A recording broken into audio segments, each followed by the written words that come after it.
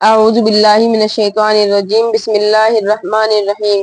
اسلام لانے سے پچھلے سب گناہ معاف ہو جاتے ہیں۔ اللہ کے یہاں ایسا نظام ہے کہ اگر 70 سال کا کافر بھی ایک مرتبہ زبان سے یہ کہہ دے لا الہ الا اللہ محمد الرسول اللہ تو وہ مسلمان ہو جاتا ہے، ایمان والا ہو جاتا ہے۔ ابھی وہ کافر تھا، پوری زندگی بیکار اور خراب کام کیے، پوری زندگی اللہ کی نافرمانی کی، زبان سے چند الفاظ نکلے، کیا لا الہ الا اللہ محمد الرسول اللہ، اس کی دنیا بدل گئی، وہ مسلمان ہو گیا۔ اب تک جتنے بھی اس نے زندگی میں گناہ کے کام کیے تھے سب معاف ہو گئے۔ حدیث میں آتا ہے کہ اسلام سے پہلے جتنے بھی گناہ کیے تھے سب معاف ہو گئے، تو زبان سے ذرا سی بات نکلی تو پورے گناہ معاف ہو گئے، ایک نئی زندگی مل گئی، ساری چیزیں مٹا دی گئیں۔ اور ذرا اللہ کی شان میں، نبی کی شان میں غلط بات نکالنے سے، گستاخی کرنے سے آدمی کافر ہو جاتا ہے اور وہ جہنم میں چلا جاتا ہے۔ نکاح و طلاق میں زبان کی اہمیت۔ غیر محرم عورت کی طرف دیکھنا اور نظر اٹھانا ناجائز و حرام ہے۔ اگر کسی عورت کی طرف محلے میں، معاشرے میں نظر اٹھا کر دیکھا تو لوگ برا بھلا کہیں گے اور مار پیٹ کی نوبت آ جائے گی، مگر اسی زبان سے ایک لفظ نکالا کہ میں نے تمہیں نکاح میں قبول کیا، اب وہ جائز ہو گئی، اس کی شریعت حیات بن گئی۔ اب چاہے وہ کسی کی بیٹی ہو، کسی کی بہن ہو، کسی کی پھوپھی ہو، کسی کی خالہ ہو، کسی کی برادر زاد ہو، کوئی بھی کچھ نہیں کہتا، بلکہ سارے لوگ ہاتھی کے محلے والے بھی خوش ہو جاتے ہیں کیونکہ اس کے لیے یہ جائز ہو گئی۔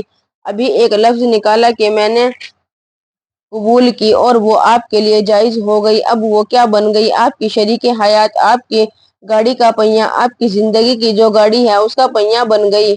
اب زندگی کے خوشگوار لمحات اس کے ساتھ گزار سکتے ہو، چند الفاظ نکالنے سے یہ سب ہو گیا۔ اور اگر اسی زبان سے آپ کہہ دیں کہ میں نے اس کو چھوڑ دیا، طلاق دے دی، تو وہ تمہارے لیے حرام ہو گئی، وہ آپ کے لیے غیر محرم ہو گئی، وہ آپ کے لیے ناجائز، اس کے لیے آپ ناجائز، دل تمہارے دور ہو گئے، آپس میں دوریاں ہو گئی۔ یہ ہے زبان کا مزاج، زبان کا کردار، تھوڑی ہی دیر میں جائز کو ناجائز کر دیتی ہے اور ناجائز کو جائز کر دیتی ہے۔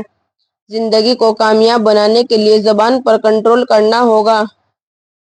انسان کی زندگی کے اندر زبان بہت اہمیت کی حامل ہوتی ہے۔ جہاں زبان ذرا سی غلط چلتی ہے تو وہاں زندگی کا نظام بھی غلط چلنے لگتا ہے، اور ذرا اسی صحیح چلتی ہے تو نظام بھی صحیح چلنے لگتا ہے۔ اگر کسی دشمن سے نرمی سے بات کر لی تو ٹھنڈا پڑ جاتا ہے اور اس کے تیور ٹھنڈے ہو جائیں گے۔ اس کے برخلاف اگر کسی دوست کو غلط بات کہہ دی تو مارنے کے لیے تیار ہو جاتا ہے۔ زبان دوست کو دشمن اور دشمن کو دوست بنا دیتی ہے۔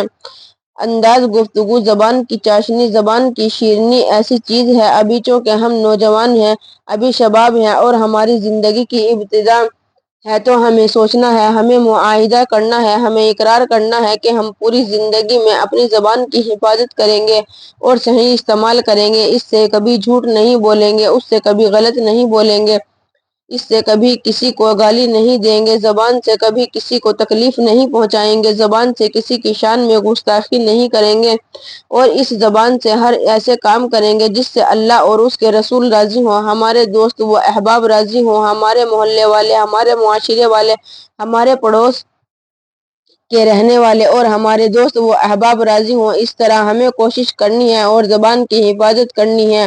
وہی بات کہی جو دل میں ہو میرے عزیزوں، اس کی تاکید قرآن میں بھی ہے اور حدیث میں بھی، اس لیے وہی بات کہنی چاہیے جو دل کے اندر ہے، اس کے برخلاف نہ کہنا چاہیے، کیونکہ ایسے لوگوں کے بارے میں قرآن کہتا ہے کہ ایسی بات وہ نکالتے ہیں جو ان کے دلوں میں نہیں ہے، بات وہی نکالیں جو ہمارے دلوں میں ہو، کیونکہ ہم آدمی کی گفتگو سے پتہ لگا لیتے ہیں کہ وہ خوش اخلاق ہے یا بد اخلاق ہے، اس کے اندر تہذیب ہے یا نہیں، اگر وہ مذہب ہے تو فوراً اس کی بات چیت سے پتہ چل جاتا ہے۔ آج سے ہم معاہدہ کریں کہ ہماری زندگی اس انداز پر رہے گی، اس انداز سے چلے گی کہ اس میں کسی کی حق تلفی نہیں کریں گے، کوئی ایسی چیز نہ ہوگی جس سے دوسروں کو تکلیف ہو اور جس سے زندگی کے اندر کوئی دشواری پیش آئے۔ زبان کے سلسلے میں بہت سارے واقعات ہیں جن سے زبان کی اہمیت اور زبان کی حفاظت کی اہمیت کا اندازہ ہوتا ہے۔